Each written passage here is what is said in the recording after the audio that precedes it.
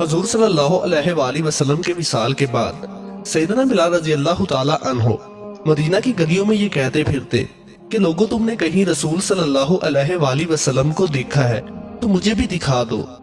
حضور محسن انسانیت علیہ الصلوۃ والسلام کی جدائی چہرہ اقدس کو ندیدنی کا صدمہ ان کے لیے ناقابل برداشت بن چکا تھا۔ پھر کہنے لگے کیا مدینے میں میرا رہنا دشوار ہے، اور شام کے شہر حلب میں چلے گئے۔ کئی مہینے مدینے لوٹ کر نہیں آئے تو آپ صلی اللہ علیہ وآلہ وسلم کی خواب میں زیارت نصیب ہوئی۔ آپ صلی اللہ علیہ وآلہ وسلم فرما رہے تھے، اے بلال، یہ کیا بے وفائی ہے، تو نے ہمیں ملنا چھوڑ دیا، کیا ہماری ملاقات کا وقت نہیں آیا؟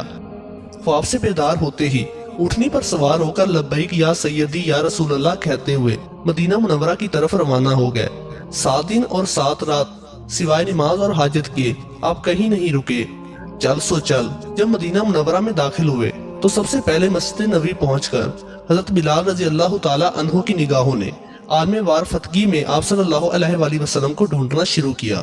کبھی مسجد میں تلاش کرتے اور کبھی ہجروں میں، جب کہیں نہ پایا تو آپ صلی اللہ علیہ وآلہ وسلم کی قبر انور پر سر رکھ کر رونا شروع کر دیا اور عرض کیا، یا رسول اللہ صلی اللہ علیہ وآلہ وسلم، آپ نے فرمایا تھا کہ آ کر مل جاؤ، غلام حلب سے بہر ملاقات حاضر ہوا ہے۔ یہ کہا اور بے ہوش ہو کر مزار پر انوار کے پاس گر پڑے۔ کافی دیر بعد ہوش آیا، اتنے میں سارے مدینے میں یہ خبر پھیل گئی کہ موزن رسول حضرت بلال رضی اللہ تعالی عنہ آ گئے ہیں۔ مدینہ طیبہ کے بوڑھے، جوان، مرد، عورتیں اور بچے اکٹھے ہو کر عرض کرنے لگے کہ بلال ایک دفعہ وہ اذان سنا دو جو محبوب خدا صلی اللہ علیہ وآلہ وسلم کے زمانے میں سناتے تھے۔ آپ رضی اللہ تعالی عنہ نے فرمایا، میں معذرت خواہ ہوں، کیونکہ میں جب اذان پڑھتا ہوں تو اشہد ان محمد رسول اللہ کہتے وقت آپ صلی اللہ علیہ وآلہ وسلم کی زیارت سے مشرف ہوتا اور آپ صلی اللہ علیہ وآلہ وسلم کے دیدار سے اپنی آنکھوں کو ٹھنڈک پہنچاتا تھا۔ اب یہ الفاظ ادا کرتے ہوئے کیسے دیکھوں گا؟ بعض صحابہ کرام رضی اللہ تعالی عنہ نے مشورہ دیا کہ حسنین کریمین رضی اللہ تعالی عنہ سے سفارش کروائی جائے، جب وہ حضرت بلال رضی اللہ تعالی عنہ کو اذان کے لیے کہیں گے تو وہ انکار نہ کر سکیں گے۔ چنانچہ امام حسین رضی اللہ تعالی عنہ نے حضرت بلال رضی اللہ تعالی عنہ کا ہاتھ پکڑ کر فرمایا، ہم آج آپ سے وہی اذان سننا چاہتے ہیں جو آپ ہمارے نانا جان اللہ کے رسول صلی اللہ علیہ وآلہ وسلم کو اس مسجد میں سناتے تھے۔ اب حضرت بلال رضی اللہ تعالی عنہ انکار بھی نہیں کر سکتے تھے، لہٰذا اسی مقام پر کھڑے ہو کر اذان دی جہاں حضور صلی اللہ علیہ وآلہ وسلم کی ظاہری حیات میں دیا کرتے تھے۔